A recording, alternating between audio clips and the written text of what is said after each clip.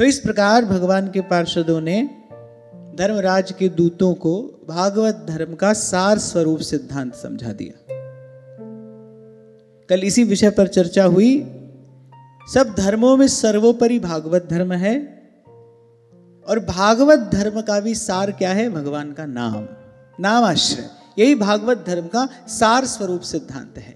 रे मन कृष्ण नाम कह लीजे, रे मन कृष्ण नाम कह लीजे, पढ़िए सुनिए भगति भागवत, पढ़िए सुनिए भगति भागवत, और कहा कथि कीजे, रे मन कृष्ण नाम कह लीजे। सूरदास हरि शरण ताकिए, अरे जन्म सफल कर लीजे। तो भगवान के दूतों ने कहा, भाई इसने अंत समय में नारायण इन 4 शब्दों का उच्चारण कर लिया, इसने सब प्रायश्चित कर लिए, इसने सब तीर्थों में स्नान कर लिया, इसने भागवत धर्म को धारण कर लिया। अब तुम्हारा इस पर कोई अधिकार नहीं। यम के पाश से भगवान के नाम ने मुक्त करा दिया। और कल भी आपको मैंने कहा था, ये प्रसंग अजामिल का जो प्रसंग है, ये बड़ा प्राचीन भी है, प्रसिद्ध भी है और प्रेरक भी है। सब महापुरुषों ने कहीं ना कहीं इस प्रसंग का संकेत किया है। ध्रुवदास जी ने भी कहा, सब महापुरुषों ने इस प्रसंग का संकेत किया है, क्योंकि भगवान के नाम की अद्भुत अनिर्वचनीय महिमा प्रतिष्ठित करने वाला ये प्रसंग है। कौन सा ऐसा पाप था जो अजामिल ने नहीं किया था? और एक बार नहीं, अनेक बार नहीं किया था, करता ही रहा। पापमय जीवन हो गया, नख से शिख तक पाप पंख में, पाप के कीचड़ में लिप्त। और ऐसी अनजाने में किसी और प्रयोजन से भगवान के नाम का उच्चारण किया, और भगवान के उस नामोच्चार ने फिर मृत्यु के पाश से मुक्त करा दिया। अब अजामिल यमदूतों के फंदे से छूटकर निर्भय हो गया, स्वस्थ हो गया। भगवान के जो पार्षद हैं, मैंने आपको निवेदन किया था, वो भी भगवान से ही होते हैं। अद्भुत उनका रूप, लावण्य, उनकी माधुरी। अजामिल ने आनंद में मग्न होकर उनको प्रणाम किया।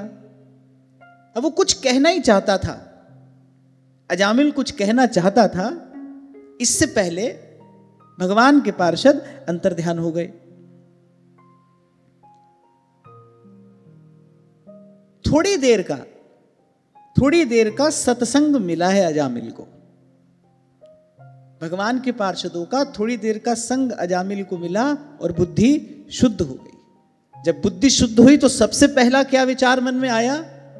अजामिल अपने आप को धिक्कारने लगा। देखो, सत्संग का सबसे पहला प्रसाद यही है, अपने दोष नजर आते हैं।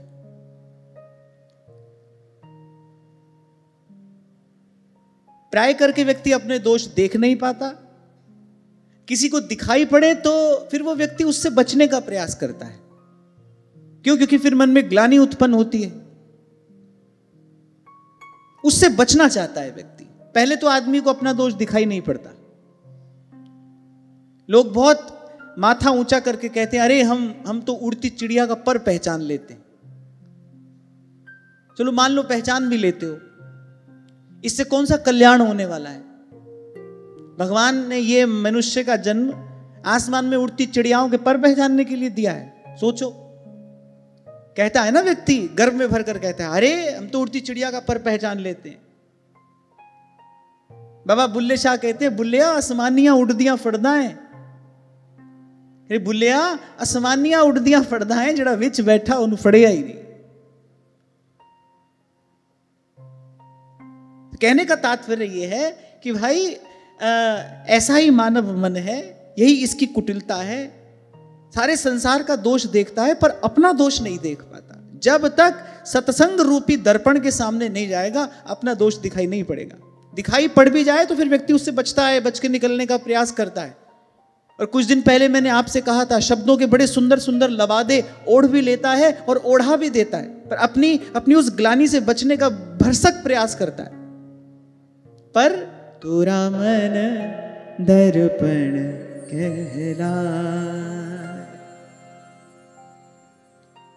तो सत्संग का सबसे पहला प्रसाद यही है, अपना दोष दिखाई पड़ता है। नहीं पड़ रहा तो समझ लो जिस प्रकार से सत्संग का सेवन करना चाहिए हम नहीं कर रहे। और सत्संग के सेवन की वास्तविक विधि क्या है, कुछ दिन पहले हमने चर्चा की थी। श्रवण के साथ चिंतन और मनन। फिर कह रहा हूं, केवल सुना और उसका विचार नहीं किया तो सुनने का अनादर किया। जैसे अपने घर में भगवान का विग्रह कोई ले आए, फिर उसकी सेवा पूजा ना करे तो वो विग्रह का अनादर हुआ ना, उसकी अवहेलना हुई। ऐसे ही भगवान ने कृपा करके आपको अवसर दिया, भगवान की कृपा की बयार में बह के आप यहाँ सत्संग तक आए, सत्संग श्रवण किया, लेकिन फिर उसका चिंतन मनन नहीं किया तो फिर सत्संग का अनादर किया। सब प्रकार के दोषों की निवृत्ति, सब प्रकार के पापों से मुक्ति, सच्चा सुख, परम शांति सत्संग की कृपा से प्राप्त होती है, हो सकती है। ध्रुवदास जी महाराज कहते हैं, कहा न होई सत्संग ते, सत्संग से क्या नहीं होता। अब उसी सत्संग का अगर अनादर करोगे फिर कहां सुख मिलेगा, कहां चैन मिलेगा, कैसे शांति पाओगे। तो अगर यहां पर आकर बैठे हो, 1.5 घंटा अगर आप सुन रहे हो, फिर कर्तव्य बनता है भाई, यहां से जाने के बाद 15-20 मिनट इसका चिंतन करें, मनन करें, निधिध्यासन हो। यह सत्संग का आदर है। तो ठीक प्रकार से अगर सत्संग का सेवन करोगे तो अपना दोष दिखाई पड़ेगा। और अपना दोष जब दिखाई पड़ेगा फिर उसको दूर करने के प्रयास में आप लगोगे। अपना दोष समझ में ही नहीं आए, आप मानो ही नहीं कि मेरे में कोई दोष है, फिर दूर करने का प्रयास कैसे होगा। और एक और बात, संसार व्यवहार में तो व्यक्ति किसी के कहे ना सुनता है ना मानता है। वहां तो सब अपनी बुद्धि के होत मानी, सभी अपनी अपनी बुद्धि के अनुसार सभी बृहस्पति हैं। संसार में तो अपनी अपनी बुद्धि के अनुसार सभी बृहस्पति हैं। 1 मिनट में कोई कह देगा, बोले ज्यादा ज्ञान बांटने की आवश्यकता नहीं है, हम सब जानते हैं। इसके लिए तो भाई सत्संग की ही शरण में आना पड़ेगा।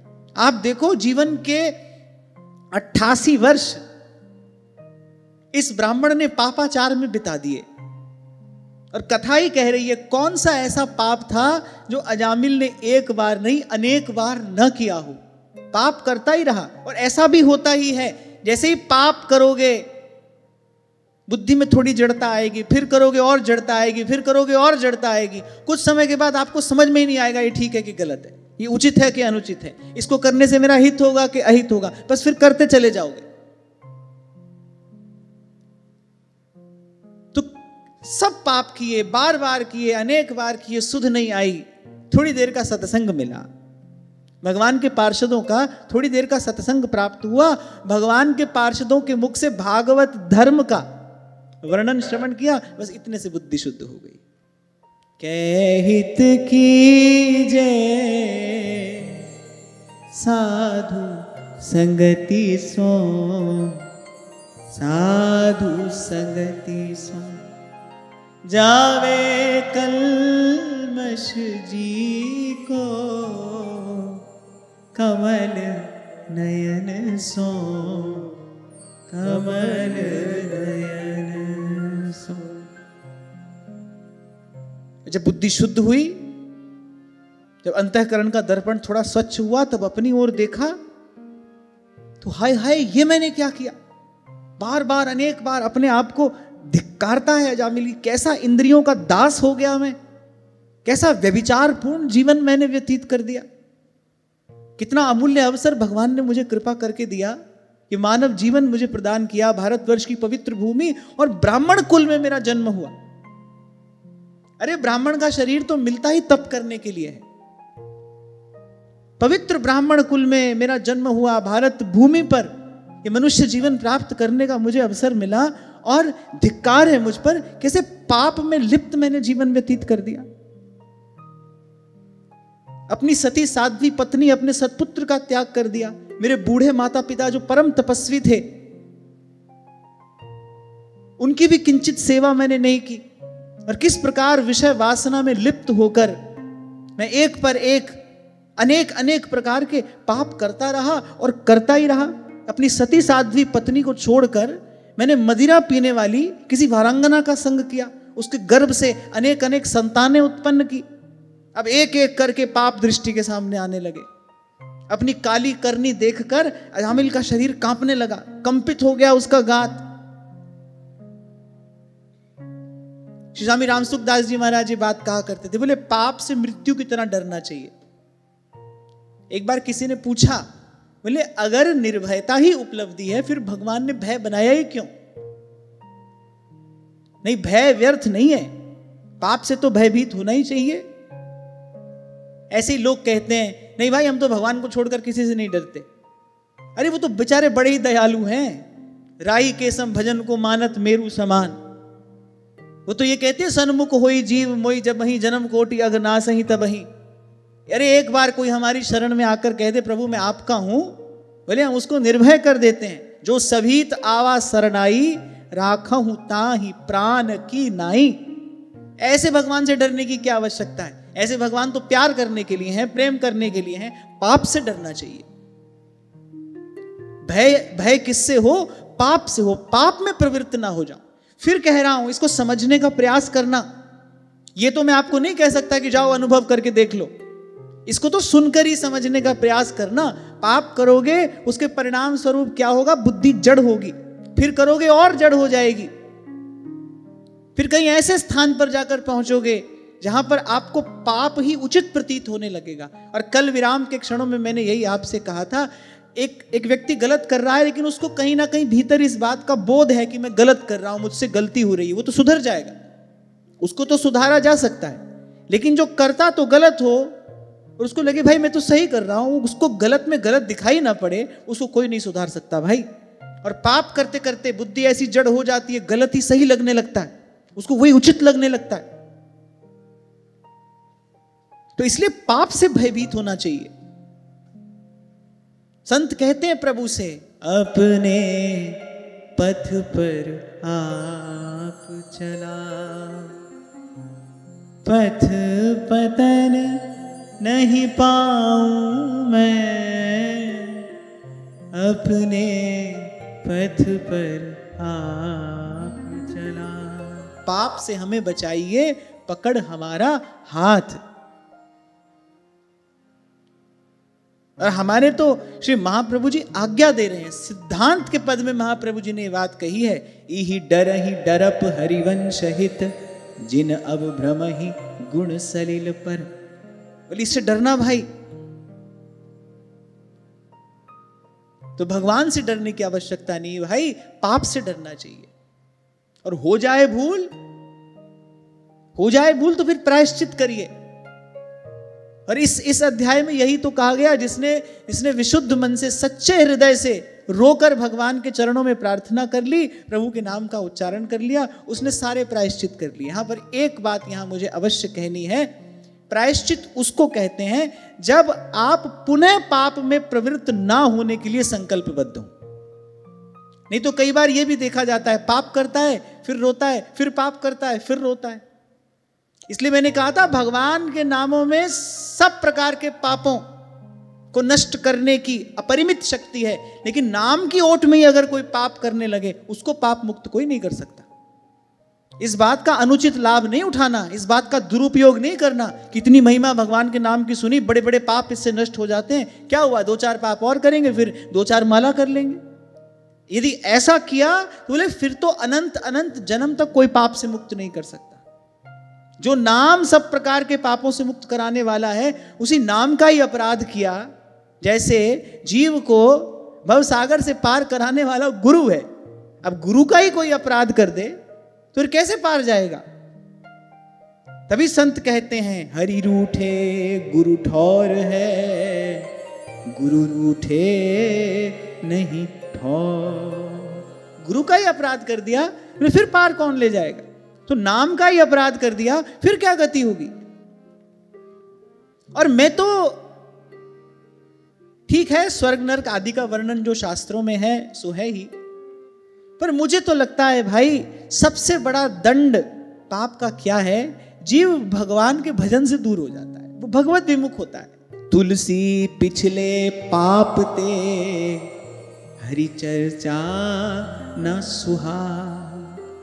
वो संतों से दूर हो जाएगा, भक्तों से दूर हो जाएगा, सत्संग से दूर हो जाएगा, सत्संग में रुचि नहीं रहेगी, सत्संग से ही मन उपरत हो जाएगा। यद्यपि कहा जाता रहा है आपको आज तक पाप पुण्य दोनों से ही मुक्त होना है, पर फिर भी किए बिना तो हम नहीं रह सकते, तो सत्कर्म ही करना है।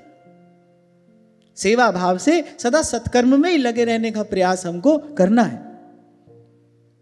तो उसको लगा मैंने अपने बूढ़े माँ बाप जो परम तपस्वी थे उनका मैंने त्याग कर दिया, अपनी सती साध्वी पत्नी को कितना दुख दिया, सुशील पुत्र मेरे यहां जन्मा था उसका भी मैंने तनिक भी ध्यान नहीं रखा, फिर कितना कृतज्ञ हूं मैं, कितना कृतज्ञ हूं मैं। अब तो अवश्य ही नरक में गिरूंगा, मुझे नरक से कौन बचाएगा। अब इस प्रकार भयभीत हो ही रहा था, फिर एकाएक जो अभी अभी घटा था उसका स्मरण उसको हो आया, और जैसे ही विष्णु दूतों का स्मरण हुआ मन शांत होने लगा, मन को आनंद का अनुभव होने लगा। दर्शन की जय साधु का साहिब आवे या। कुछ दिन पहले मुझसे किसी ने पूछा था भगवत प्राप्त महापुरुष का लक्षण क्या है। आप कहते हैं संत को अनुभव करना चाहिए, तो भगवत प्राप्त महापुरुष का लक्षण क्या है? उसको देखते ही भगवान का स्मरण हो, उसके पास बैठो तो भजन में रुचि हो, इच्छा हो भगवान का भजन करने की, संसार से उपरती होनी चाहिए। संत नहीं देता है दूधो नहाओ पूतो फलो का आशीर्वाद। ये सब नाटक तो यही संसार व्यवहार में होता है, संत नहीं देता है आशीर्वाद। जो विशुद्ध संत है, गोस्वामी जी ने इसलिए विशुद्ध शब्द का प्रयोग किया है। जब पहली बार ये पंक्ति पढ़ी तो मन में आया कि संत तो विशुद्ध ही होता है, तो गोस्वामी जी को विशुद्ध संत कहने की आवश्यकता क्या थी? संत विशुद्ध मिलहि परिते ही चित वही राम कृपा करिजे ही। कौन होता है विशुद्ध संत? माने जो किसी भी प्रकार से प्रपंच की निवृत्ति करा के बस जीव को भगवान के भजन में लगाए, वो विशुद्ध है। इसलिए मैंने कहा कोई दूधो नहाओ पूतो फलों का आशीर्वाद नहीं है उसके पास। आपको याद हो कुछ समय पहले मैंने कहा था कुछ लोग बुरा मान गए थे, यहीं से मैंने कहा था ना भाई तुम्हारे घर में ब्याह हुआ है, बालक जन्मा है, साल गिरा है, जो भी कुछ है हमारे पास मत आओ आशीर्वाद लेने के लिए। कुछ लोग बहुत बुरा मान गए थे इस बात का, मुझे खबर पड़ी थी। हमारा तो एक सिद्धांत है भाई, आप रूठे हम छूटे, खूब मानो, एक बार नहीं बार बार मानो। पर मैंने आपसे 2 दिन पहले भी कहा था यहां प्रभु ने बिठाया है केवल सत्य की आराधना करने के लिए। जो सत्य मार्ग है मैं भी प्रयास करूं कि उस पर चलूं, मेरा भी यही प्रयास हो कि मैं उस पर चलूं, उसी की बात आपसे कहूं। और अगर मेरे शब्दों से आपको कुछ प्रेरणा प्रोत्साहन प्राप्त होता है तो वो प्रेरणा प्रोत्साहन उसी सत्य मार्ग पर चलने के लिए होना चाहिए, बस और कुछ नहीं। और आपका हमारा क्या नाता है भाई? सत्संग का ही तो नाता है। सत्संग करते करते कभी बैठकर विचार करना, सत्संग का अर्थ ही है सत्य का संग। संत कैसे झूठे संसार को बढ़ाने का आशीर्वाद दे सकता है बताओ? अगर सच्चा संत है, सत्य का स्वरूप जानता है, पहचानता है, वो कैसे झूठे संसार में लगाएगा? कैसे झूठे संसार में लगने की प्रेरणा आपको देगा? झूठे संसार को बढ़ाने का आशीर्वाद आपको दे देगा? तो अपने पास तो भाई ऐसा कोई आशीर्वाद नहीं है। मैं तो हमेशा ही यही कहूंगा कि ठीक है प्रारब्ध वशात जहां रहना है वहां रहो, जैसे रहना है वैसे रहो, पर लक्ष्य यही रखो हरि नाम सो नेह पले तो पालिए, सेवा में ये देह गले तो गाली। अभी इसके आगे वाले प्रसंग में ही आप श्रवण करेंगे ये बात। ब्रह्मा जी ने दक्ष प्रजापति को आज्ञा दी प्रजा की वृद्धि कराओ। दक्ष प्रजापति पुत्र उत्पन्न करते, नारद जी उनको भजन में लगा देते। अगला प्रसंग यही है, नारद जी भजन में लगा देते। इतने क्रोधित हो गए दक्ष प्रजापति, नारद जी को ही श्राप दे दिया, मेरे तुम कहीं ठहर ही ना पाओ, तुम जहां ठहरते हो वहीं सत्यानाश कर देते हो। अब लियो बताओ, नारद जी तो संसार से हटाकर भजन में लगा रहे हैं। तो संसार की रीति तो ऐसी है भाई। इसीलिए जैसे उस दिन उस बालक ने पूछा कि माता पिता प्रसन्न नहीं है भजन करने से, कुछ दिन पहले प्रश्न आया था ना, बोले माता पिता प्रसन्न नहीं है भजन करने से। भाई संसार की रीति तो यही है, इसमें कोई आश्चर्य करने की भी आवश्यकता नहीं है। ये निर्णय तो तुमको ही लेना पड़ेगा, इस निर्णय को लेने का बल तो तुमको ही अर्जित करना पड़ेगा। यहां पर कोई नहीं आएगा आपकी सहायता करने। क्यों? क्योंकि इस मार्ग पर चलना ही अकेले है। ये तो आपका निर्णय होना चाहिए, किसी से पूछने कहने सुनने का कोई प्रयोजन ही नहीं है। तो खैर मैं ये कह रहा था, जो सच्चा साधु है, जो वस्तुतः संत है, वो क्यों लगाएगा आपको प्रपंच में? अरे प्रपंच में तो जीव जन्म जन्म से बिना किसी प्रयास के लगा ही है। प्रपंच में लगने के लिए कोई प्रयास थोड़ी करना पड़ता है, वहां तो लगा ही है। बिना प्रयास के मन दिन रात संसार का, विषय का, प्रपंच का ही तो चिंतन करता है। साधु का काम तो उससे हटाना है। कल छोटा सा उदाहरण आपको दिया था ना मैंने, कितना कोसा होगा उस नव युवक के घर वालों ने, जिन्होंने कह दिया रज्जब से रज्जब तय गज्जब की हो, अरे सिर पे बांधा मोर। अच्छा देखो, बुरा मत मानना, चलो मान भी जाओ कोई बात नहीं, बात तो सच्ची कह रहा हूं मैं। बालक दूल्हा बनता है, मां बार बार उसकी बलैया लेती है, उसको बेचारी को पता नहीं है ना कौन सी विपदा आने वाली है, बार बार उसकी बलैया लेती है। वही सेहरा बंधा संत ने देखा, अरे माथा पीट लिया, अरे गज्जब तय गज्जब की हो, अरे सिर पे बांधा मोर, आया था हरि भजन को, अरे करी नरक की ठौर। अरे कहा नरक में जा रहा है। अब सोचो, मैं कभी कभी इस घटना का चिंतन करता हूं, और जिन संत ने रोका, वो तो भगवत प्राप्त महापुरुष थे ही, तभी तो उनकी वाणी में इतना बल था। लेकिन जिसको रोका, वो भी अद्भुत प्रतिभाशाली संत श्री शुक संप्रदाय में हुए, श्री गुरु छौना जी महाराज। अद्भुत उनकी वाणी, क्या उन्होंने सुंदर भक्ति सिद्धांत का वर्णन किया। भगवत प्राप्त महापुरुष हुए। अब संसार तो कोसता रहा, कोसता ही रह गया, लेकिन वो सच्चा साधु था। उसने कहा भाई हमको मिला है ये जीव, हमको तो अपना कार्य करना चाहिए, ये जीव हमारे सन्मुख आया है, हम तो भाई अपना कार्य करें। उन्होंने अपनी बात कही और संत की बात से बात बन गई। तो विशुद्ध संत वो नहीं देगा आपको ऐसा वैसा कोई आशीर्वाद। वो तो उठते बैठते सोते जगते एक ही बात कहेगा, जाने कब किस समय भगवान की कृपा हो जाए, शब्द की चोट लग जाए और जीव का मन संसार से हटके भगवान के भजन में लग जाए। पहली और अंतिम बात यही है, राम सिमर राम सिमर, यही तेरो काज है, राम सिमर राम सिमर। अच्छा होता क्या है, लोगों को संत अच्छे तो लगते हैं, पर कहते हैं भाई संत पैदा पड़ोसी के घर में होना चाहिए। हमारा तो एक एक छोरा है जी, कहूं बाबा जी ना है जाए। संत तो हो, संत का दर्शन करके सुख मिलता है, शांति मिलती है, संत के पास बैठकर कुछ चैन आता है। संत तो हो, पर हमारे घर नहीं होना चाहिए, हो पड़ोसी के ही घर में।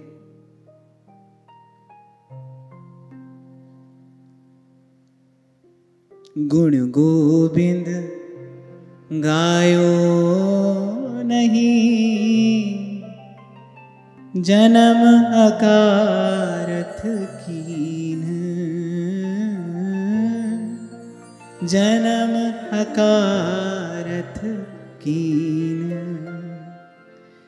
कहो नानक हरि भज मना, कहो नानक हरि भज मना, जिहि विधि जल को मीन,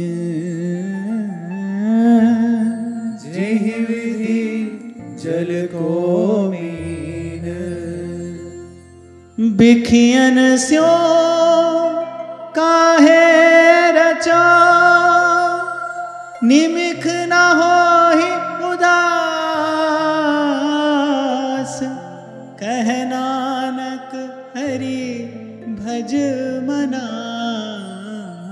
कह नानक हरि भज मना। परै न जम की फांस, परै न जम की फांस। जिहि बिखया सगरी तजी, लियो भेख बैराग।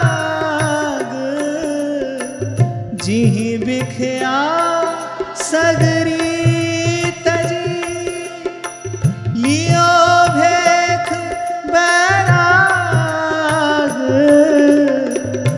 कह नानक सुन रे मना, कह नानक सुन रे मना। तिहि नर माथे भाग, तिहि नर माथे भाग। और यहाँ महाराज कह रहे हैं कि प्रपंच में तो जीव जन्म जन्म से लगा ही है, उसका तो उसको सहज अभ्यास है। अरे जब कोई आशीर्वाद देता है तो वो आशीर्वाद के रूप में आपको बल शक्ति ही तो प्रदान करता है, जो आप अपने बल से नहीं कर पा रहे, जो आप अपनी सामर्थ्य से नहीं कर पा रहे, वो आशीर्वाद के बल से उस शक्ति से किया जाता है। तो जो काम सहज में ही हो रहा है उसमें बल लगाने की आवश्यकता क्या है? संत उसमें अपनी शक्ति क्यों लगाने लगा? ढुर ढुर जाऊं, सहजोबाई की थी, बोले वहां तो हम ऐसे ही जा ही रहे हैं,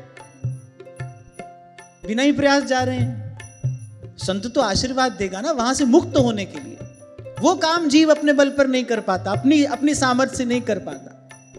संत बल लगाता है, संत अपनी शक्ति लगाता है जीव को संसार से मुक्त कराने के लिए, हरि के भजन में लगाने के लिए।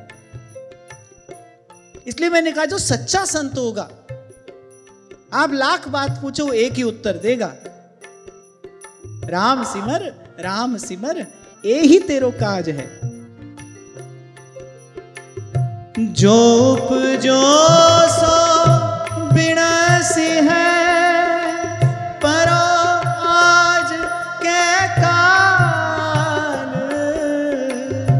जो उपजो सो बिनसी है, परो आज के काल। नानक हरि गुण गाय ले, नानक हरि गुण गाय। छाड़ सकल जंजाल, छाड़ सकल जंजाल। राम नाम उर में गयो, जाके सम नहीं कोई, जाके सम नहीं कोई। जिह सिमरत संकट मिटे, जिह सिमरत संकट मिटे। दरस तिहारो होए, दरस तिहारो। सब कहिए राम नाम पुर में गयो, जाके सब नहीं कोई। राम नाम पुर में गयो, जाके सब नहीं कोई। सिमरत संकट कटै, जिहि सिमरत संकट कटै, दरस तिहारो होए, दरस तिहारो होए। जन्म जन्म भर मत फिरो, मिटी न जम की त्रास, मिटी न जम की त्रास। कह नानक हरि भज मना, कह नानक हरि भज मना, निर्भय पावे वास, निर्भय पावे वास।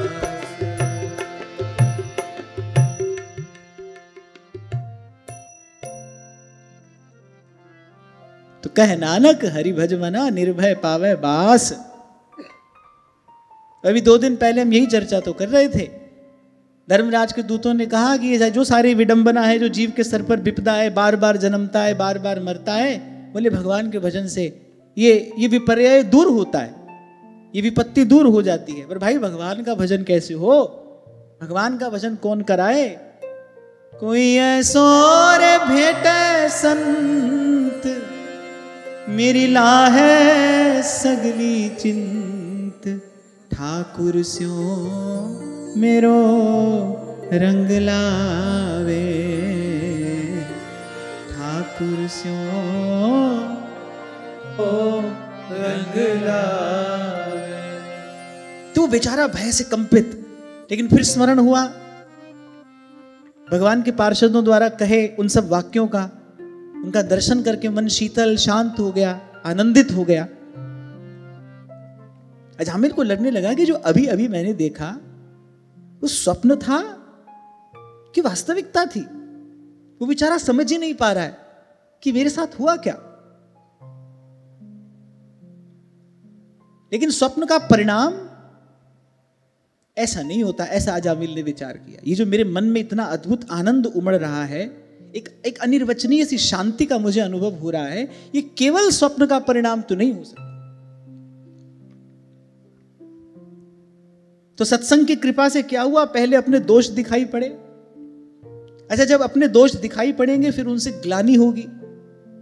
वो जो पश्चाताप की अग्नि है वह आपको भीतर से शुद्ध करेगी।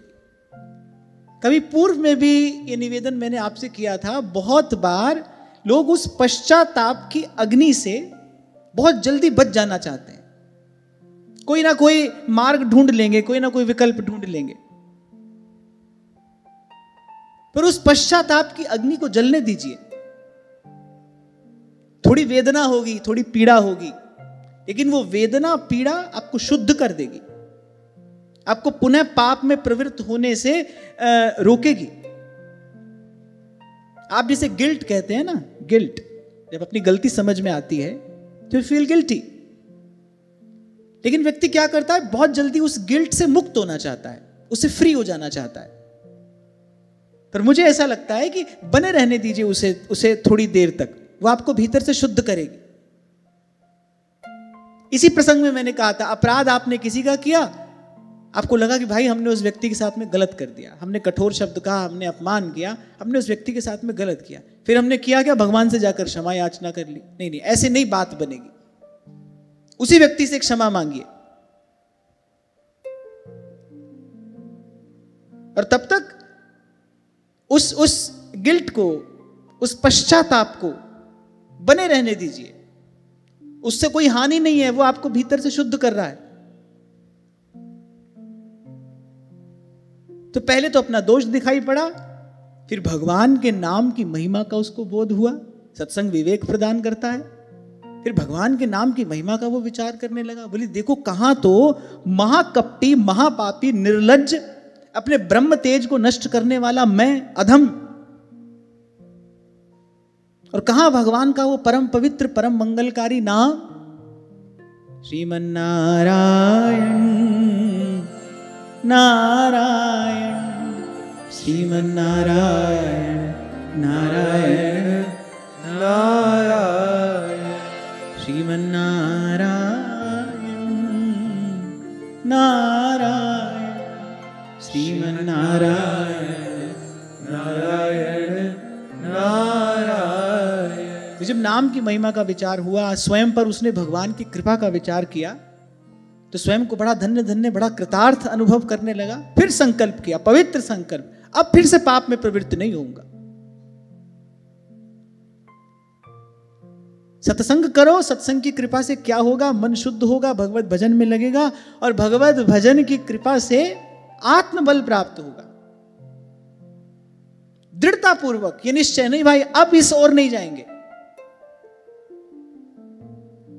अभी ये बात असंभव प्रतीत होती होगी। क्यों? क्योंकि बार बार असफल हुए हैं, बार बार सोचा भाई अब गलती नहीं करेंगे, फिर करते हैं, नहीं करेंगे फिर करते हैं। क्यों? कहीं ना कहीं आत्मबल में कमी है। भगवान नाम से आत्मबल अर्जित करिए, फिर संकल्प पूर्वक नहीं जाएंगे अब इस ओर। और थोड़ी देर पहले मैंने आपसे कहा भाई संकल्प तो आपको ही करना पड़ेगा, पूरा भी आपको ही करना है। भगवान तो आपको आपका संकल्प करने की बुद्धि और उस संकल्प को पूरा करने की शक्ति प्रदान करेंगे, पर संकल्प तो आपको करना पड़ेगा। अब इस पाप के मार्ग पर नहीं जाऊंगा।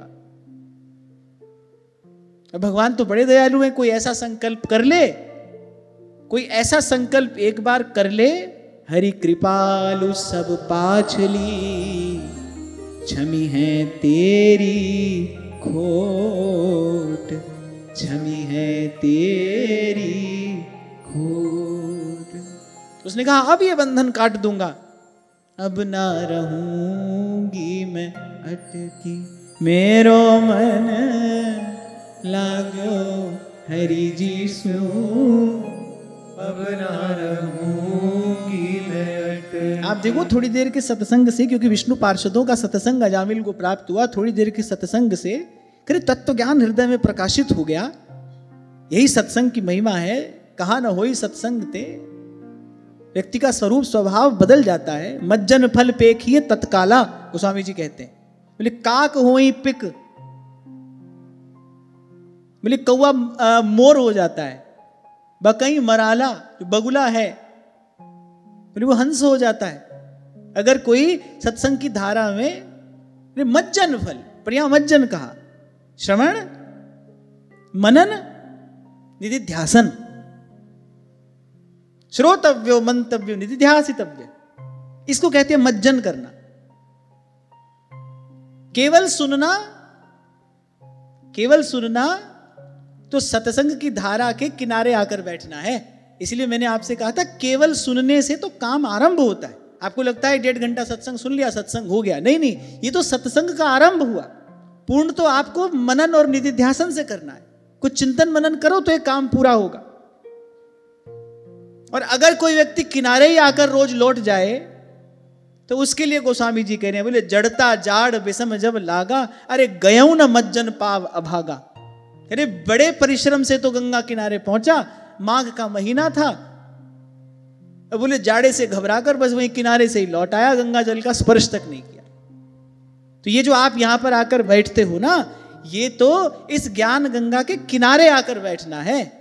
फिर इसके बाद अगर आचमन स्नान नहीं किया तो फिर तो वही बात है, जड़ता जाड़ विषम जब लागा, अरे गयऊ न मज्जन पाव अभागा। थोड़ी देर के सत्संग से तत्व ज्ञान हो गया। वो जो कौवा था मोर हो गया, बगुला हंस हो गया। विचार करने लगा, अरे अपने आप को शरीर मानकर ही तो ये सब पाप मैंने किए। सब पाप का पाप क्या है? स्वयं को शरीर मानना, ये सब पाप का पाप है। मैं ये हूं, मैं वो हूं, मैं करके ही अभ्यास परिपक्व हुआ है ना। कोई भी आपसे पूछता है परिचय, आप परिचय देते हैं, बार बार देते, क्या होता है? वही अभ्यास परिपक्व हो जाता है। मैं भगवान का दास हूं, मैं हूं श्री भगवान का, मेरे श्री भगवान, ये अभ्यास पक्का कर रहा है। श्री हनुमान जी से कोई उनका परिचय पूछे तो वो ये नहीं कहेंगे शंकर स्वयं, पवन पुत्र, मारुति नंदन। ये सब तो संसार कहता है उनको। श्री हनुमान जी से कोई उनका परिचय पूछे, कहेंगे मैं तो प्रभु के चरणों का दास हूं। दासानुदासो भवितास्मि भूयः, उनका दास हूं, उनके दासों का दास हूं मैं तो।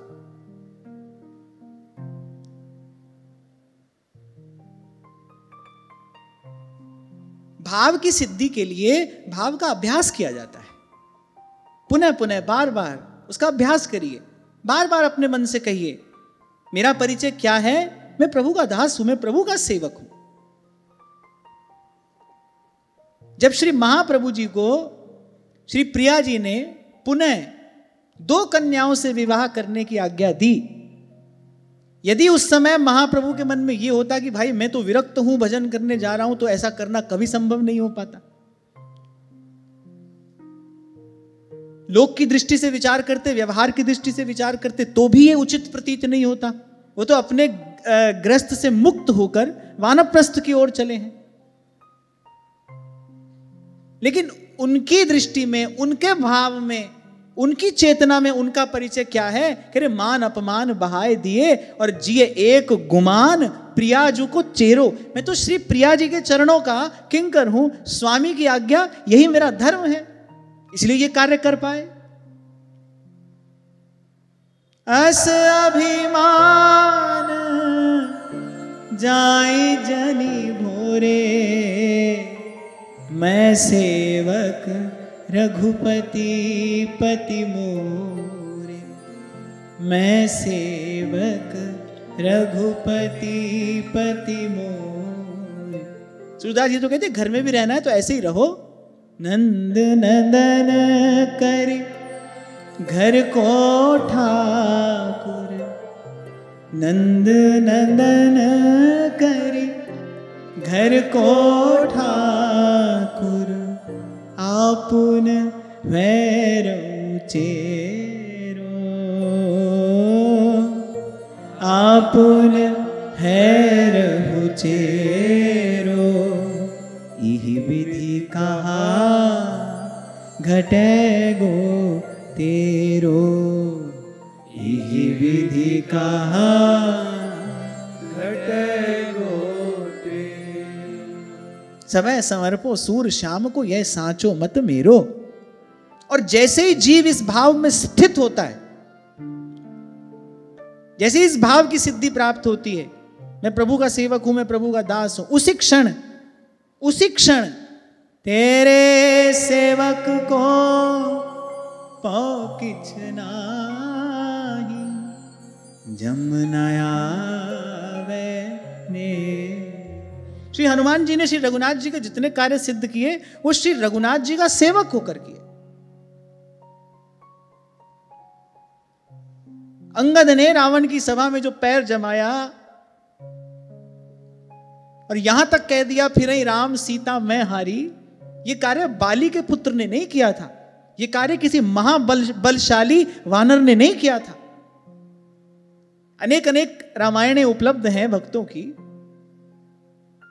अरे रामायणों में तो ऐसा वर्णन मिलता है, एक एक योद्धा श्री रघुनाथ जी की सेना में ऐसा था, वो अकेला रावण को परास्त कर सकता था।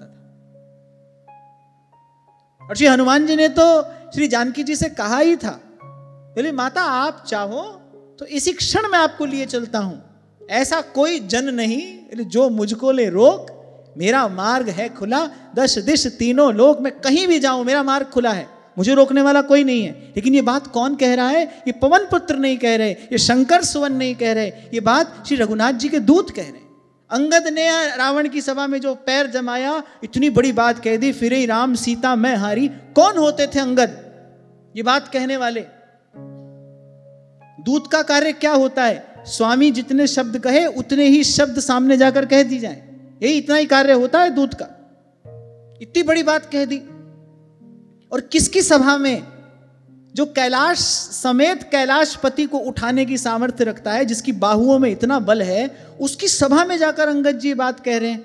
पर यह बात बाली के पुत्र ने नहीं कही, ये बात किसी महापराक्रमी महाबलशाली देवताओं के अंश से उत्पन्न किसी वानर ने नहीं की, ये बात कही किसने? श्री राम जी के दूत ने। मैं श्री रघुनाथ जी का दूत हूं, मेरी पराजय कैसे हो सकती है? तो जैसे इस भाव में स्थिर होता है जीव, तब निर्भय होता है, तब निश्चिंत होता है। इसीलिए उत्तरकांड में श्री काकभुसुंडी जी कहते हैं, सेवक सेव्य भाव बिनु भव न तरिये गुरगान। इसके बिना जीव निर्भय निश्चिंत नहीं होता। जैसे ही इस भाव में स्थित होता है ना, मैं प्रभु का सेवक हूं, अस अभिमान जाए जनि भोरे, मैं सेवक रघुपति पति मूरे।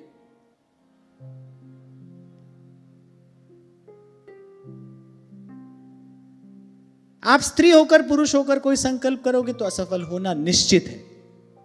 आप प्रभु के होकर संकल्प करो, भगवान कृपा करेंगे, वो रक्षा भी करेंगे, वो सहायता भी करेंगे, वो रक्षण भी करते हैं, वो पोषण भी करते हैं। स्वयं ही कहा है, योगक्षेमम वहाम्यहम, मेरे भक्त को जो प्राप्त है उसकी मैं रक्षा करता हूं और जो अप्राप्त है उसको प्राप्त कराता हूं। योगक्षेमम वहाम्यहम। आप स्त्री पुरुष बनकर रहो, आप सेठ साहूकार बनकर रहो, आप पंडित विद्वान बनकर रहो, फिर अपना कार्य स्वयं करो। जो जन हरि के हो रहे, हरि की करते कार। बोले जो हरि के हो गए और प्रभु के दरबार की नौकरी करते हैं, योग क्षेम उनका सभी करते हरि सभा। तो श्री सुखदेव जी महाराज बहुत प्रसन्न होकर सत्संग की महिमा बताते हुए कह रहे हैं, इति जात सुनिर्वेदः क्षण संगेन साधुषु गंगाद्वारम उपेयाय मुक्त सर्वानुबंधनः। श्री सुखदेव जी महाराज ने कहा, परीक्षित, उन भगवान के पार्षद महात्माओं का केवल थोड़ी ही देर के लिए सत्संग हुआ था। बोले इतने से ही अजामिल के मन में संसार के प्रति तीव्र वैराग्य उत्पन्न हो गया और सबसे संबंध मोह ममता का त्याग करके बोले हरिद्वार चले गए। माने सत्संग भगवान के द्वार तक तो पहुंचा ही देता है। ये सत्संग की महिमा है। यहां सुखदेव जी महाराज कह रहे हैं, गूढ़ार्थ यही निहित है इसमें। पूर्व पक्ष की सिद्धि हुई, संसार की असारता का, संसार की क्षण भंगुरता का ज्ञान हुआ और बस सबसे बंधन तोड़कर अब ना रहूंगी मैं अटकी, मेरो मन लाग्यो हरि जी सो, अब ना रहूंगी मैं अटकी।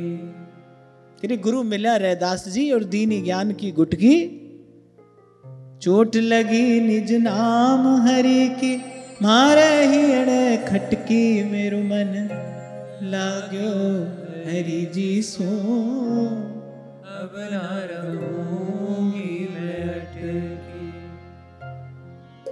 गुरु मिला रैदास जी दीनी ज्ञान की गुटकी, गुरु मिला रैदास जी दीनी ज्ञान की गुटकी, गुरु मिला रैदास जी दीनी ज्ञान की गुटकी, गुरु मिला रैदास जी दीनी ज्ञान की गुटकी।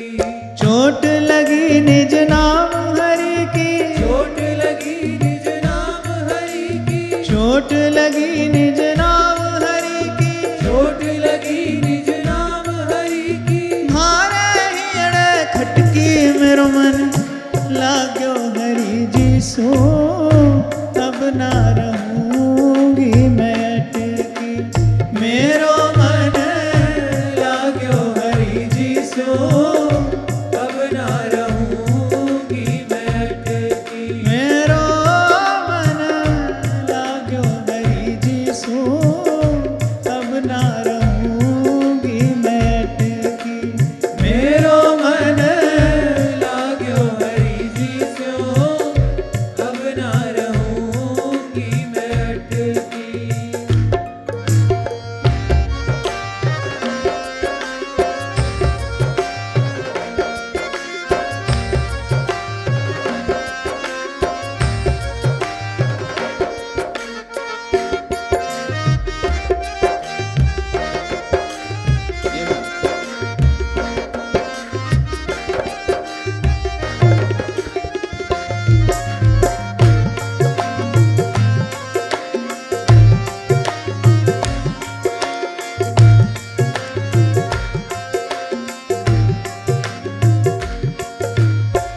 नाच नाच हरि गुण गास्या कहीं करे गो माँ का कोई। नाच नाच हरि गुण गास्या कहीं करे गो माँ का कोई। नाच नाच हरि गुण गास्या कहीं करे गो माँ का कोई। नाच नाच हरि गुण गास्या कहीं करे गो माँ का कोई। गज सूतर गदानी चढ़स्या, गज सोकर गदा नहीं चढ़स्या, गज सूतर गदानी चढ़स्या, गज सोकर गदा नहीं चढ़स्या। होनी हो सो होई मेरो मन लाग्यो हरि जी सो। अब ना रहूंगी मैं अटकी, मेरो मन लाग्यो हरि जी सो, अब ना रहूंगी मैं अटकी।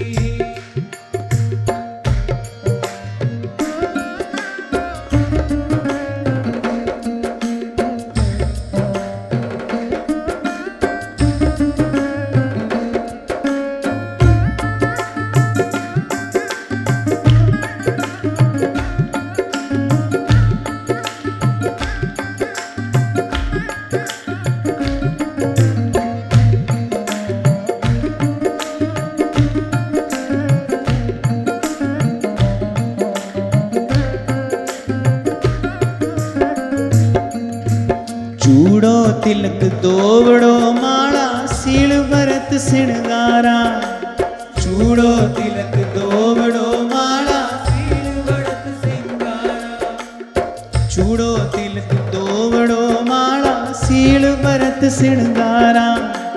चूड़ो तिलक दोवड़ो माला सील बढ़त सिणगारा। और भरत रत मोय नहीं भावे, और भरत रत मोय नहीं भावे, और भरत रत मोय नहीं भावे। और भरत रत मोय नहीं भावे। ये गुरु ज्ञान हमारा मेरो मन लाग्यो हरि जी सो। अब ना रहूंगी मैं अटकी, मेरो मन लाग्यो हरि जी सो, अब ना रहूंगी मैं अटकी। मेरो मन लाग्यो हरि जी सो।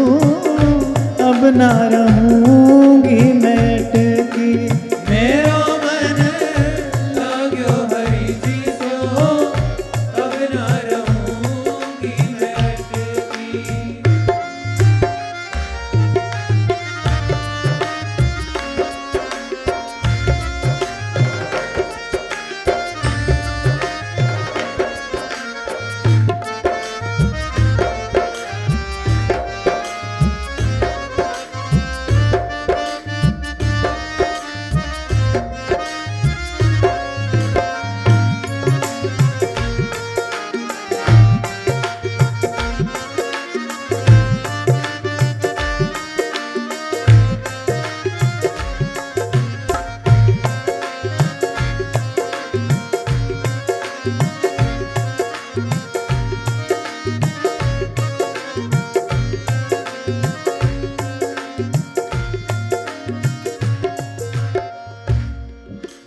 इत उठ हरि जीरा मंदिर जास्या नाचा दे दे चुटकी।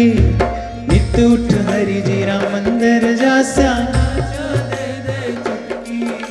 नित उठ हरि जीरा मंदिर जास्या नाचा दे दे चुटकी।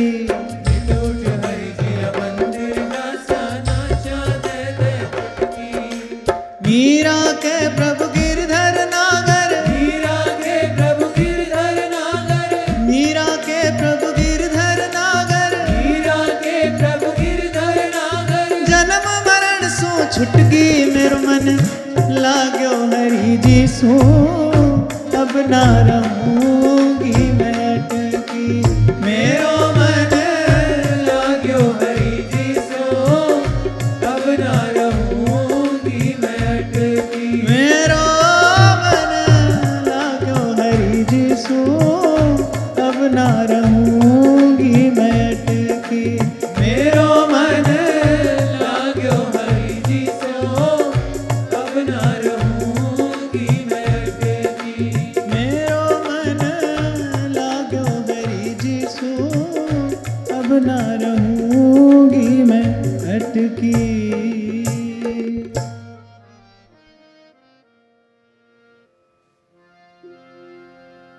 ऐसे ही अजामिल ने संकल्प किया, भाई पुरुष सोई जो पुरीश सम छाड़ भजे संसार।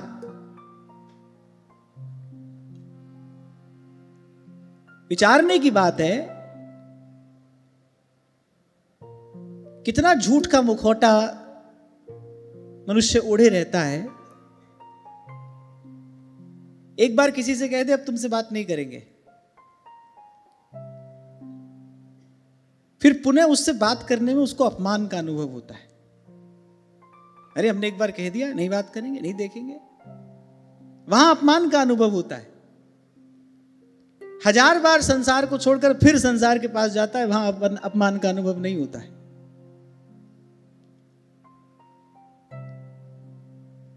हजार बार कहता है नहीं भाई अब भजन करेंगे, फिर जाता है वहीं, फिर उसी विषय का सेवन करता है, फिर उसी कूप में जाकर गिरता है, तब अपमान का अनुभव नहीं होता है।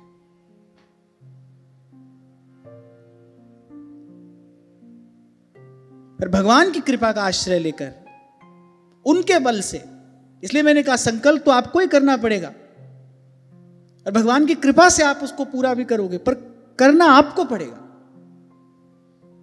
भगवान की कृपा का बल लेकर पहुंचे अजामिल हरिद्वार, और संयम साधन पूर्वक पवित्र जीवन जीने का संकल्प किया।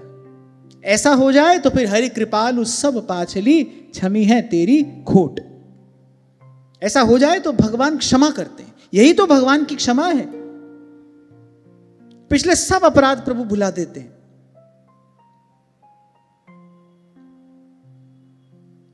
इसी जन्म में नया अवसर प्रभु प्रदान करते हैं। पर हमारा प्रायश्चित होता नहीं, लौट लौट कर जाते हैं वहीं, दौड़ दौड़ कर जाते हैं वहीं, सोचा नहीं करेंगे फिर गए।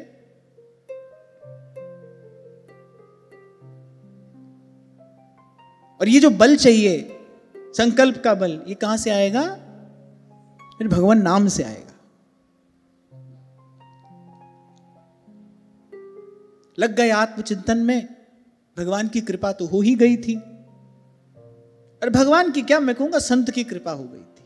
संत मिले, छोटे पुत्र का नाम नारायण रख दिया, उस नाम ने भगवत पार्षदों का दर्शन करा दिया। भगवत पार्षदों के दर्शन सत्संग से बुद्धि शुद्ध हो गई और अपने लक्ष्य के निकट पहुंच गए अजामिल। इस प्रसंग में भगवान नाम की महिमा तो है ही, पर इस प्रसंग में कहीं अधिक सत्संग की महिमा है। भगवान नाम की महिमा तो है ही, चहु जुग चहु श्रुति नाम प्रभाऊ, पर उससे भी कहीं अधिक इस प्रसंग में सत्संग की महिमा है। पहले थोड़ी देर के लिए एक संत का संग हुआ, उसकी कृपा से छोटे पुत्र का नाम नारायण रख दिया। अपनी बुद्धि से तो चिंटू पिंटू नाम रखता,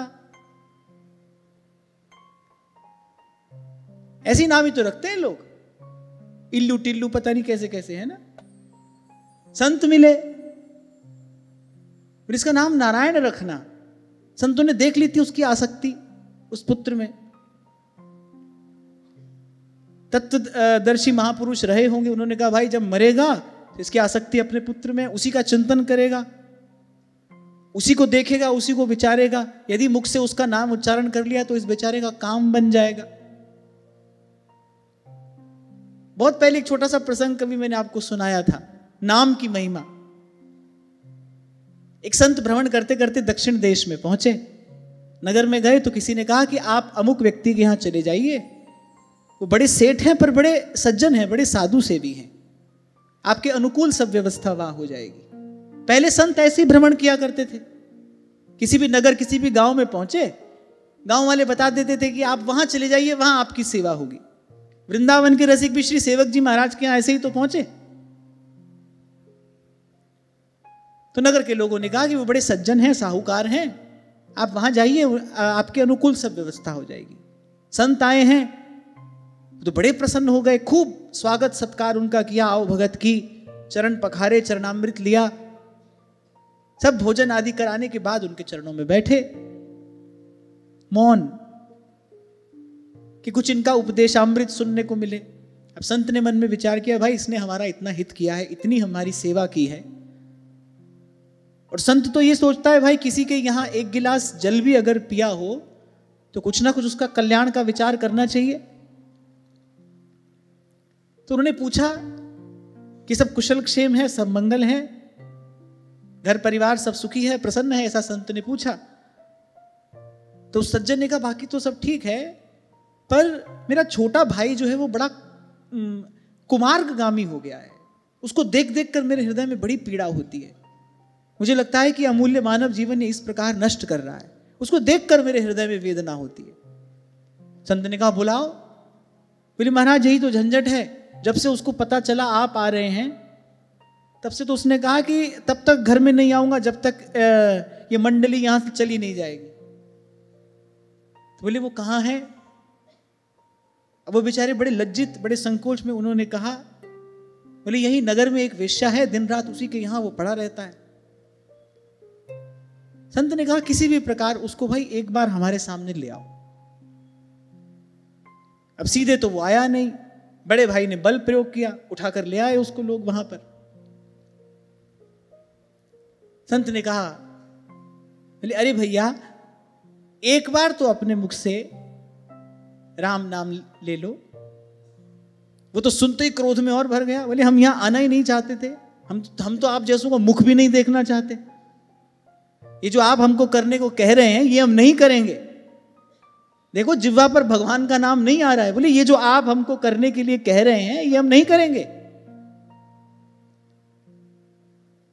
संत ने अपने सेवकों से कहा, बोले अरे व्यक्ति किसी काम का नहीं है, इसको उठाओ और ले जाकर समुद्र में डाल दो। अब जो बड़े भैया थे वो पास बैठे बैठे संत भगवान की सब लीला देख रहे थे। उन्होंने कहा उठाओ इसको, ले जाकर समुद्र में डाल दो। अब जब उसको प्राणों पर संकट उपस्थित दिखा तो उसने कहा अरे ये किस बात की हट है, हम नहीं लेना चाहते, राम का नाम नहीं लेंगे हम। संत ने कहा बस अब छोड़ दो, हमारा कार्य हो गया। अब समय पर मृत्यु हुई। अब जाना कहां था? यमलोक ही जाना था, जीवन भर पाप ही किए थे। यमराज ने पूछा चित्रगुप्त जी से, हाँ भाई बताओ इसका क्या हिसाब किताब है? बोले हिसाब किताब क्या है, जीवन भर पाप ही पाप किए हैं, एक बार ऐसे खींच कर, रीझ कर नहीं, ऐसे खींच कर भगवान का नाम उच्चारण इसने किया है। तो यमराज ने कहा कि ठीक है, एक बार भगवान का नाम उच्चारण किया है ना, बाकी तो अनंत काल तक इसको नरकों में रहना ही है, पहले इसी का हिसाब चुकता कर दो। यमराज ने कहा हाँ भाई बताओ क्या चाहिए, एक बार जो तुमने खींच कर ये भगवान का नाम उच्चारण किया है, बताओ क्या चाहिए। वो वणिक था, व्यापारी था। उसने कहा इस एक नाम के बदले में जो सही लगे आप हमको दे दीजिए, हम तो ये सब जानते नहीं। बोले आपको एक नाम के बदले में जो भी सही लगे आप हमको दे दो। अच्छा, यमराज ने भी अपनी गद्दी पर बैठे बैठे बिना ही विचारे कह दिया ठीक है, राम नाम के तुल्य जो भी हो इसको दे दिया जाए। अब चित्रगुप्त ने देखा ये क्या बोल दिया यमराज ने, हाथ में दंड लेकर कहा है, अब शब्द तो लटाया नहीं जा सकता। राम नाम के तुल्य जो हो इसको दे दिया जाए। अब यमराज को चेत आई, अरे ये हमने क्या कह दिया, पर धर्मराज हैं, अधर्म कैसे कर सकते हैं, अब कह दिया तो देना पड़ेगा। तो यमराज ने सबसे पूछा, हाँ भाई बताओ भगवान के नाम के तुल्य क्या है। तो उन्होंने कहा भगवान के नाम के तुल्य तो भगवान भी नहीं है, राम न सकई नाम गुण गाई। बड़े संकट में पड़े यमराज, भाई इसका हिसाब भी करना है। तो यमराज ने कहा ठीक है चलो भाई ब्रह्मा जी से पूछते हैं, वो मार्गदर्शन करेंगे हमारा। उसको लेकर ब्रह्मलोक पहुंचे। ब्रह्मा जी ने सब सारा वृतांत सुना। ब्रह्मा जी ने कहा तुम्हारी बुद्धि बिगड़ गई थी, जो तुमने ये कह दिया भगवान के नाम के तुल्य जो हो इसको दे दिया जाए। भगवान के नाम के तुल्य क्या होता है? अब यमराज ने कहा आप पितामह हैं, आप बचाइए इस संकट से हमको, अब तो हमने कह दिया, अपने आसन पर बैठकर कहा है। तो ब्रह्मा जी ने कहा भाई राम नाम की महिमा तो महादेव जानते हैं, बोले वहीं चलो उनसे पूछो। अब महादेव ने जैसे ही सुना इन्होंने राम नाम का उच्चारण किया है, महादेव ने तो कहा ए लाओ माला लाओ, पूजा की सामग्री लाओ, इनकी पूजा होनी चाहिए, भगवान के नाम का उच्चारण इन्होंने किया है। अच्छा इसको यूं ही मत सुनना, गोस्वामी जी कहते हैं तुलसी जाके मुख ते धोखे निकसत नाम, वाके पग की पगतरी मेरे तन को चाम। श्री प्रियादास जी महाराज ने सेवक जी महाराज का जो अष्टक लिखा है उसमें यही बात श्री प्रियादास जी महाराज कहते हैं कि जैसे तैसे जो कहे एक बार हरिवंश, पायन माथे दे रहे। सेवक जी महाराज की दशा का वर्णन करते हुए कहते हैं, ये होती है नाम में प्रीति, ये होती है नाम निष्ठा, नामानुराग। तो महादेव ने कहा, देखिए राम नाम के तुल्य तो कुछ भी नहीं है। अब आपने कह दिया है तो मुझे लगता है कि जिनका नाम उच्चारण इसने किया है उन्हीं से जाकर पूछ लेना चाहिए। तो चलिए वैकुंठ चलते हैं। अरे कुछ गाड़ी वाड़ी मंगाओ। व्यक्ति बोलने लगा, बोले हम तो ऐसे नहीं जाएंगे, यहां से वहां चलो, वहां से यहां चलो। अरे स्वर्ग नरक जहां हमको डालना है डाल दो, अब इतनी दौड़ भाग हमसे नहीं होगी, हम नहीं जाएंगे। अब ब्रह्मा जी, महादेव, धर्मराज के साथ साथ उनके कुछ दूत, वो सब खड़े खड़े ये लीला देख रहे हैं। उस व्यक्ति ने कहा, भाई मैं तो जाऊंगा नहीं, मुझसे तो बहुत चला नहीं जाता, हमको कहीं भी नरक में डाल दो, हम तैयार हैं, अब हम और कहीं जाएंगे नहीं। अब ब्रह्मा जी ने कहा, भाई जाना तो पड़ेगा। अब ये जो कह दिया है धर्मराज ने, बोले इसका किसी ना किसी प्रकार से निपटारा तो करना पड़ेगा ना, बोले भगवान के पास तो जाना ही पड़ेगा। तो ब्रह्मा जी ने कहा, ठीक है कोई बात नहीं भाई, गाड़ी की व्यवस्था करो, मंगाओ पालकी। अब पालकी आई, ब्रह्मा जी ने भ्रिकुटी उठाकर धर्मराज की ओर देखा, तुम्हारे की ये सब हो रहा है, ये तुम ही उठाओ पालकी। तुमने ही तो ये विपदा खड़ी की है, तुम ही उठाओ पालकी। अब धर्मराज ने अपने दूतों से संकेत किया, बोले चलो आगे आगे हम उठाते हैं, पीछे पीछे तुम उठाओ। अब ब्रह्मा जी पितामह हैं, वो आगे आगे चल रहे हैं। धर्मराज और उनके दूतों ने पालकी उठा रखी है, बीच में वो परम भागवत बैठे हैं। अब महादेव ने कहा, अरे चलो सब जा रहे हो, बैकुंठ लगे हाथ, हम भी दर्शन कर ही आते हैं, बहुत दिन हो गए, अरे हम भी दर्शन कर ही आते हैं। आगे आगे ब्रह्मा जी, धर्मराज और धर्म के दूत पालकी उठा रहे हैं और पीछे पीछे महादेव चल रहे हैं। अब जैसे ही बैकुंठ के द्वार पर पहुंचे तो भगवान ने माता लक्ष्मी से कहा, अब अंतर्यामी जानी है अंतर्गत का भाव। भगवान ने माता लक्ष्मी से कहा कि देखो तुरंत पूजा की तैयारी करो। क्यों? बोले कोई बड़े भारी भक्त, कोई परम भागवत आ रहे हैं, देखो तो सही। ब्रह्मा जी आगे आगे चल रहे हैं, धर्मराज उनके दूतों ने उसकी पालकी उठाई है, पीछे पीछे पिनाक पाणी भगवान शंकर चल रहे हैं। बोले कोई बड़ा भागवत आ रहा है आज वैकुंठ में, उठो और सबको उनके स्वागत की तैयारी में लगा दो। अब पहुंचे, ब्रह्मा जी ने सब बात कही। बोले प्रभु इस प्रकार की दुविधा उत्पन्न हो गई है, अब आप कृपा करें इसका निवारण हो। भगवान ने हंसकर कहने लगे, बोले अरे आप सब जानते ही हैं हमारे नाम के तुल्य वैसे तो कुछ भी नहीं। अगर आप तराजू के एक पलड़े में हमें और हमारे नाम को रखेंगे तो जिस पलड़े में नाम रखा है वही पलड़ा भारी होगा, पर फिर भी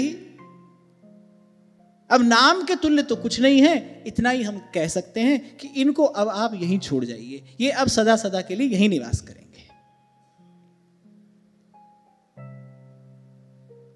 इसलिए गोस्वामी जी कहते हैं, तुलसी मेरे राम को रीझ भजो या खींच, भूमि पड़ा जामै सभी उल्टा सीधा बीच। तो संयम साधन पूर्वक जीवन अजामिल जीते हैं। देह छूटने का समय आया और जिन पार्षदों का पूर्व में दर्शन किया था वही 4 पार्षद दिव्य विमान लेकर खड़े हैं, अजामिल को उस पर चढ़ाकर और वैकुंठ धाम तक लेकर जाते हैं। और श्री सुखदेव जी महाराज परीक्षित से कहते हैं, कह रहे देखो व्यभिचार से कितना पतित हो गया था, वो अधम ब्राह्मण कहलाने लगा था, सब नियमों से च्युत हो गया, कर्म के कारण पतित हो गया। बोले बस नरक में गिराया जाने ही वाला था, पर भगवान के नाम के एकमात्र उच्चारण से मेरे सब पापों से मुक्त तो हुआ ही, परम गति का भी अधिकारी हो गया। रे मन कृष्ण नाम कह लीजे, रे मन कृष्ण नाम कह लीजे। इसलिए बाईसा कहती हैं, जन्म जन्म के खत जो पुराने, नाम ही लेत फटे रे,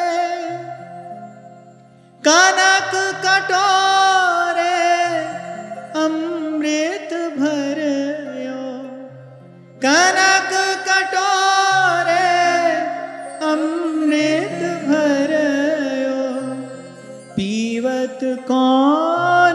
रटे रे, राम ही राम रटे रे मेरो मन, राम ही राम रटे। और इस प्रसंग के अंत में एक बड़ा सुंदर श्लोक श्री सुखदेव जी महाराज कह रहे हैं, नातः परम कर्म निबंध कृंतनम मुमुक्षता तीर्थ पदानुकीर्तनात् नयत् पुनः कर्मसु सज्जते मनो रजस्तमोभ्यां कलिलं ततोऽन्यथा। श्री सुखदेव जी महाराज ने कहा, परीक्षित, जो संसार बंधन से मुक्त होना चाहते हैं उनके लिए तीर्थों को भी तीर्थ बनाने वाले भगवान नाम के आश्रय से और कोई बड़ा साधन नहीं है। क्योंकि नाम का आश्रय लेने पर पहले अंतःकरण शुद्ध हो जाता है, मति विकार रहित हो जाती है, मन निर्मल हो जाता है, जीव भगवत चरणारविंद की भक्ति का अधिकारी हो जाता है, और जो जो जो भक्त है बोले उसे पुनः संस्कृति में पढ़ना नहीं पड़ता। ये जितने भी भक्त संसार में आते हैं, ये जन्म और मृत्यु के बंधन में बंध कर नहीं आते हैं, ये तो भगवान के भेजे आते हैं। भगवान भेजते हैं भक्तों को, संतों को समय समय पर भेजते हैं। ये जो भगवान ने कहा ना, परित्राणाय साधूनाम विनाशाय च दुष्कृताम धर्म संस्थापनार्थाय संभवामि युगे युगे। संत के रूप में भी तो भगवान ही आते हैं। भगवान ने स्पष्ट ही कहा है, आचार्य माम विजानीयात्, आचार्य मेरा ही स्वरूप है, मैं ही हूं। सेवक जी महाराज पहले ही प्रकरण में कहते हैं, हरि हरिवंश भेद नहीं होई, प्रभु ईश्वर जाने सब कोई। कह रहे दो ही कहें ना अनन्यता, दो कहोगे तो अनन्य कैसे होगे, दो ही कहें ना अनन्यता। संत के रूप में भगवान ही है।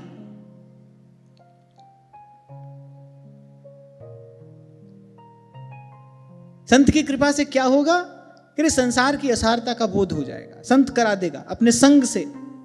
संत की सेवा में लग गए, संत का सानिध्य मिल गया, तो आज नहीं तो कल खिलाड़ी का खेल समझ में आने लगेगा।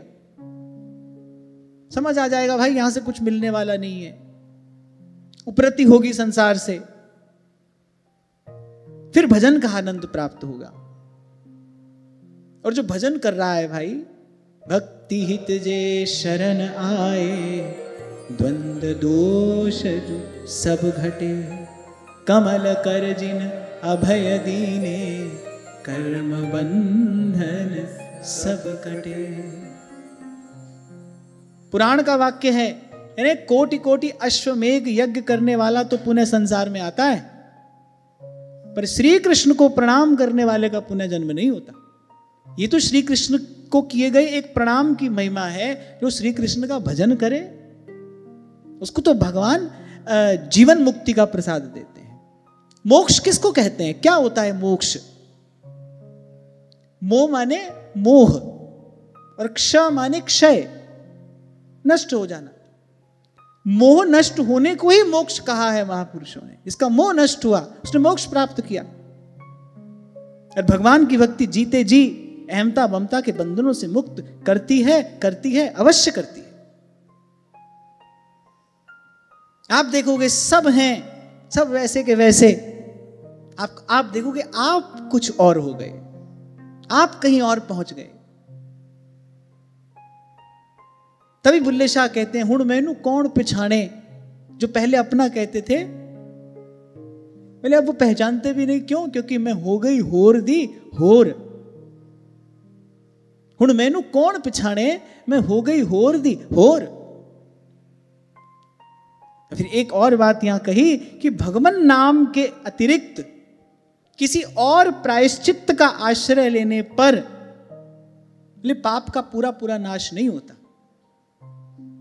कल ये बात आपसे निवेदन की थी ना मैंने, कि भगवान नाम के आश्रय के अतिरिक्त और जितने भी साधन है, प्रायश्चित्त तो उनसे भी होता है, लेकिन वो जो फिर पाप करने की प्रवृत्ति है ना, वो उनसे नहीं छूटती।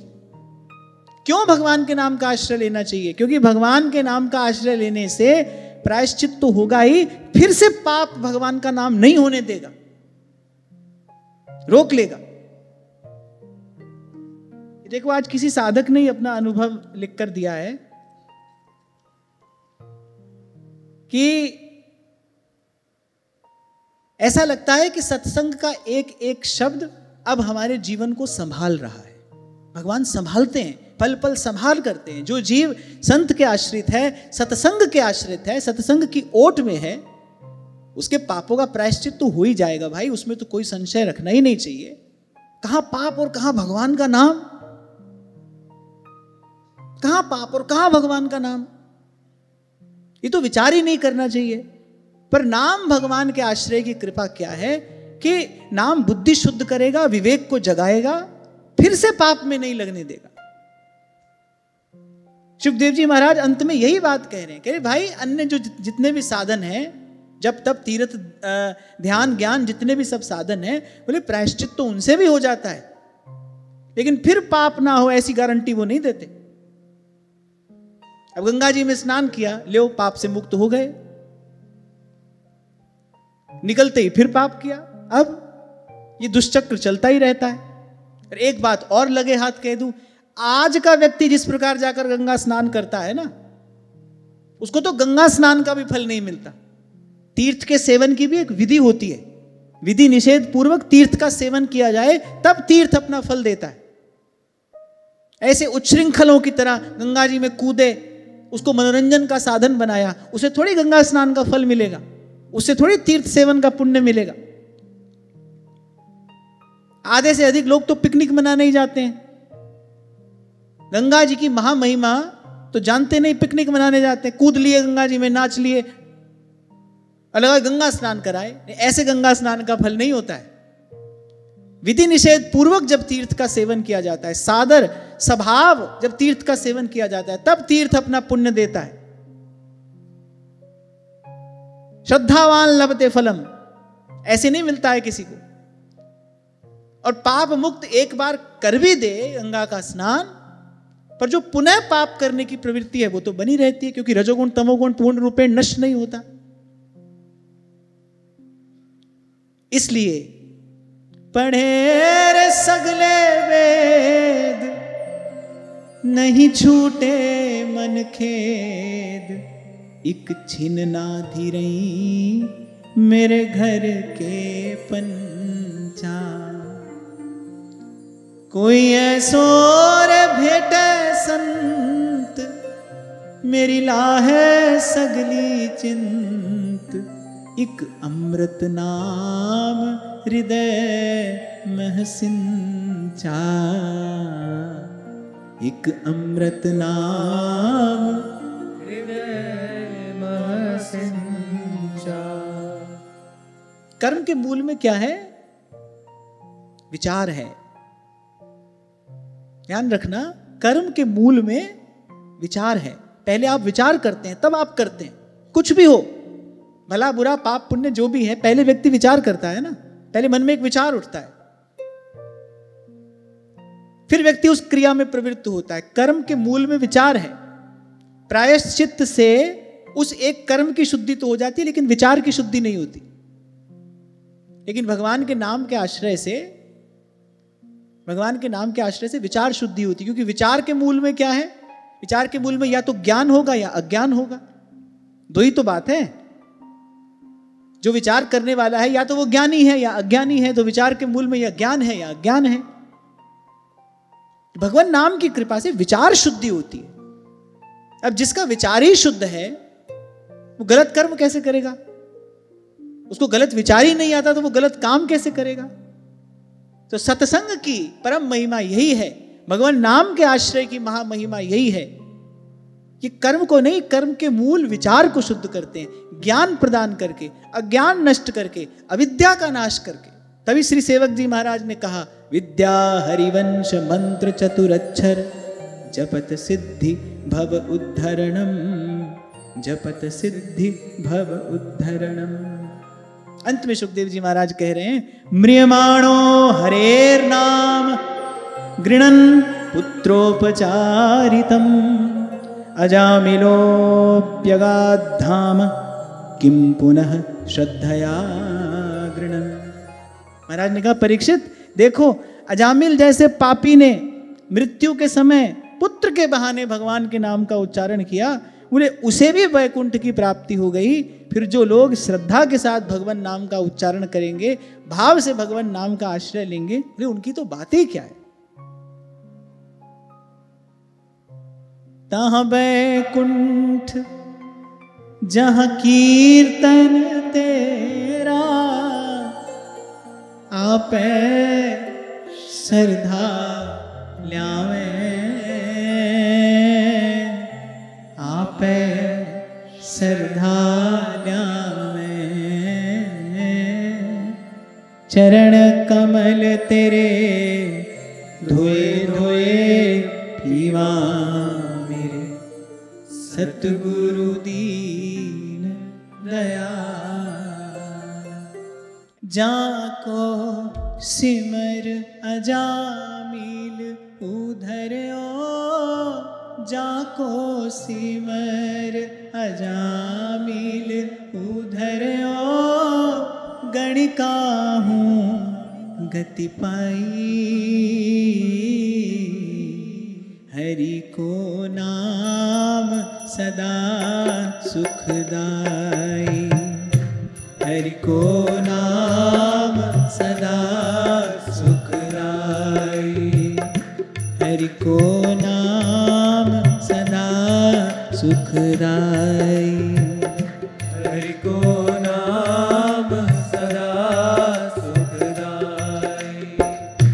जाको सिमर अजामिल उधर्यो, जाको सिमर अजामिल उधर्यो, गणिका हूँ गति पाई, हरि को नाम सदा सुखदाई, हरि को नाम सदा सुखदाई। पांचाली को राजसभा में राम नाम सुध आई, पांचाली को राजसभा में राम नाम सुध आई, ताको दुख हरियो करुणा में, ताको दुख हरियो करुणा में, अपनी तेज बढ़ाई, हरि को नाम सदा सुखदाई, हरि को नाम सदा सुखदाई। जिहि नर जस कृपा निधि गायो, ताको भयो सहाई, जिहि नर जस कृपा निधि गायो, ताको भयो सहाई। कहो नानक में एहि भरोसे, कहो नानक में एहि भरोसे, गही आन सरनाई,